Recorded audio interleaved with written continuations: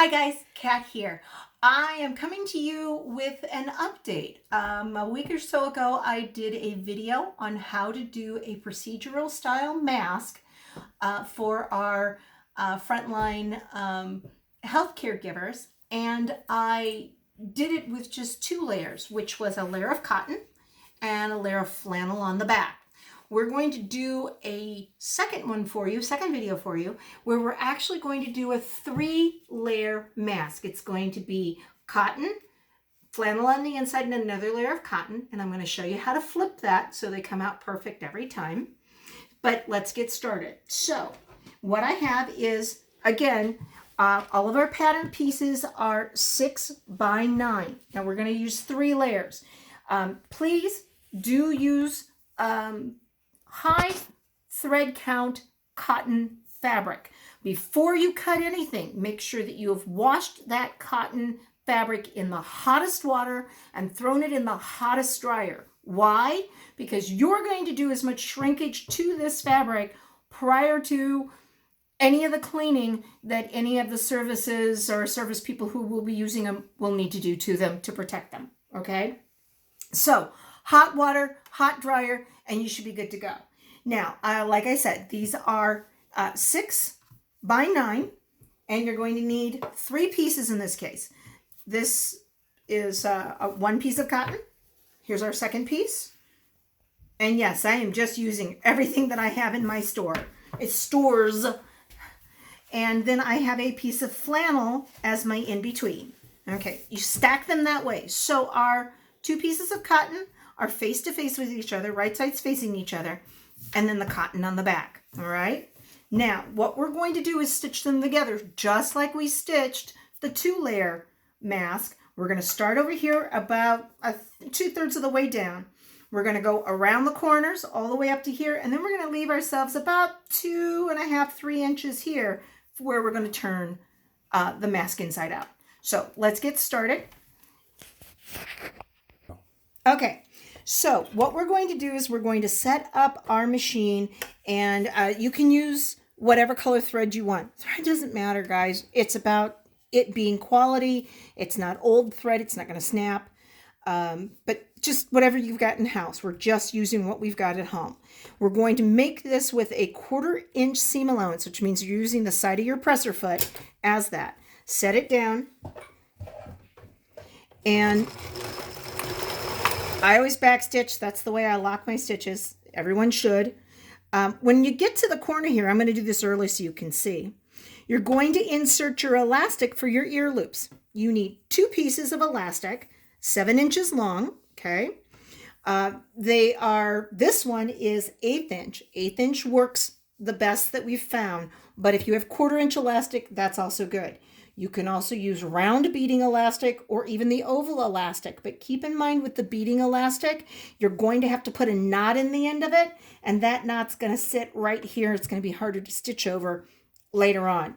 So best item to use would, of course, be flat or the oval and the narrower elastic. So what we're going to do is we're going to put it in here in the corner coming out of it diagonally, so that it'll actually help us when we turn our corners. And there, we cover that.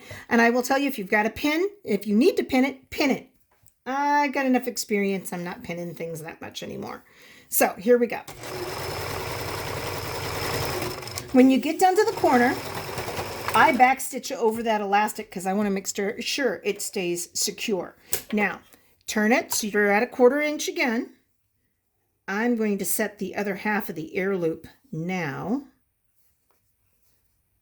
so that I am ready to make that turn the next time.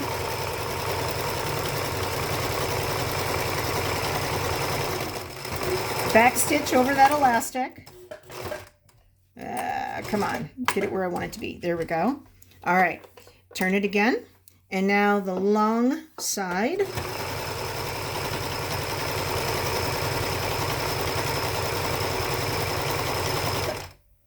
Stopping so that I can insert the elastic for the other ear loop. There we go.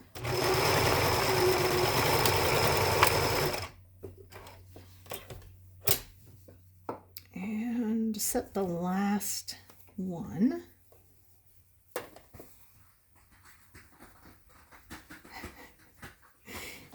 Okay, and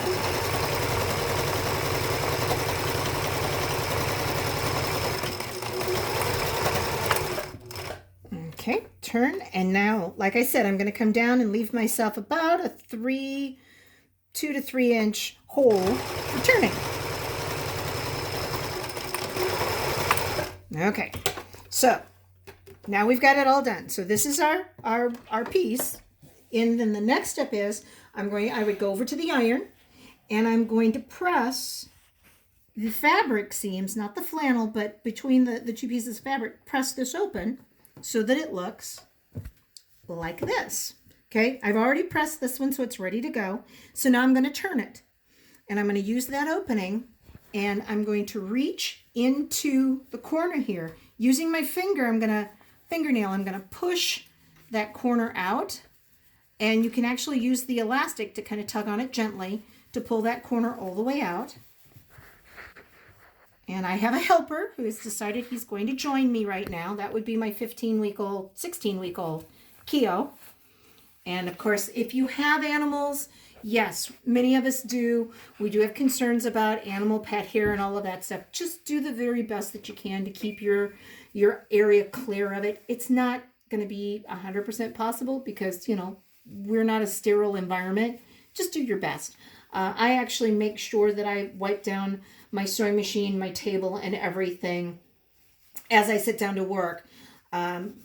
Just because I'm trying to keep it as clean as I can for folks. Now, okay, I have just turned this one like so. Tug the corners out just a little bit with the elastic.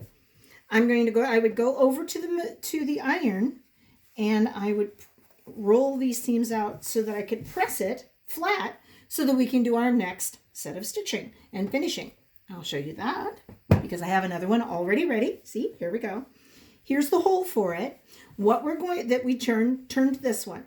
We're going to go and stitch all the way around the outside of this, top stitch it at 1/8 of an inch, okay? And then we will pleat it, and then we will have a finished product. And if you see, yep, I've got fabric on both sides, and yes, the flannel is tucked inside like that. Okay, give me a second here. We're gonna get this. As I said, remember, I'm going to do this as 1/8 inch. For me, 1/8 inch marker is the inside of the zigzag section of my presser foot. If you're using a different style presser foot, this is what I use. So I use a very generic all-purpose one, and that's what works for me. You use what you've got, but we're going to do 1/8 inch stitch because we want to make sure we get this nice and solid, okay? All right.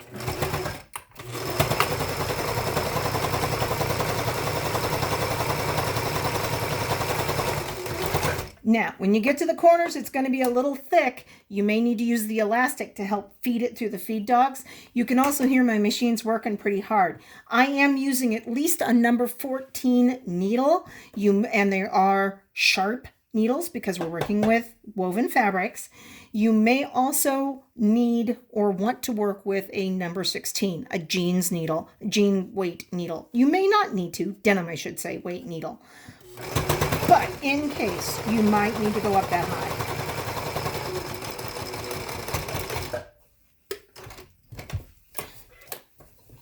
Okay.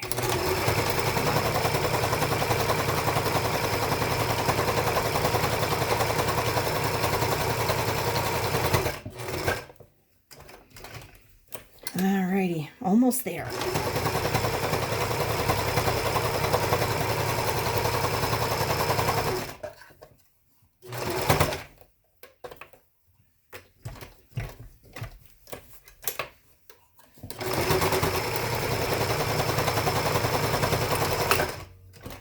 All right, so in the previous one, I told you that you do that around once and then you'd pleat it and you'd do it a second and then you'd stitch all the way around a second time. You really don't need to stitch all the way around a second time. Once around is good. And then what we're going to do is we're going to put the pleats in and we're going to just back stitch along here. We're going to stitch it down and kind of go back and forth a couple times to make sure it's nice and secure. And it just saves you a few stitches. Okay, I need 4 pins here. Pleating. Well, I can tell you this. My fingers have done it for so long I don't even think twice about it. But here's what we're going to do. We're going to, if you can feel where your seam allowance is inside here, we're going to pinch and pleat to that fabric line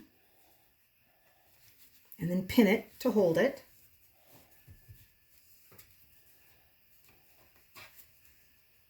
Okay, and now we're going to do another pleat, this time kind of matching up with the top seam allowance, but also butting these two up against each other like this. So your pleat is up against the previous one. It will make it easier when you are stitching it on your machine. It keeps you from having to go up and down through peaks and valleys of the fabric. Okay.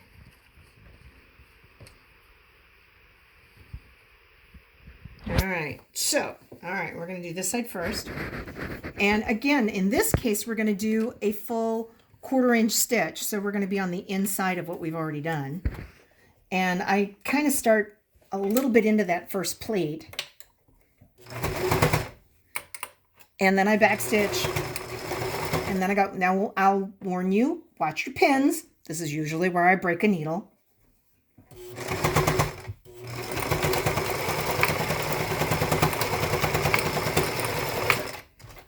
Okay, so that side will be nice and secure now.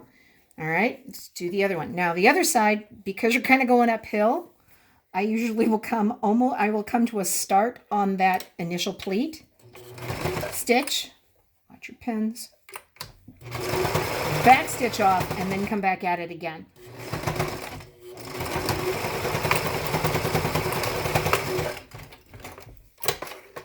Okay, remove your pins, clip your threads,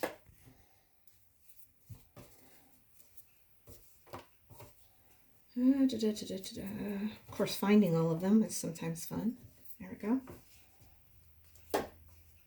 All right, and guess what? There we are. We're done. You now have a 3-layer mask, procedural mask, okay? And again, they're not tough to do. Follow those instructions. You'll get through them. If you have questions on how to make this or the other one, or how do I do any of this, please, you are free to reach out to me in the comments below. I'm happy to answer those questions or any others. I do know that in the Twin Cities where I live, a lot of our hospitals and other facilities are listing on their websites when they will take donations, what type of donations that they're taking as far as masks go. Check with them, in your own area and see what you can do. This is something we can all do together, those of us that have even a little bit of sewing experience. It's straight lines. You can do this. Please, we have to do something. This we can do. Let's do it together because we're all in this together. You guys be safe, stay healthy, be blessed. I'll talk to you later. Bye.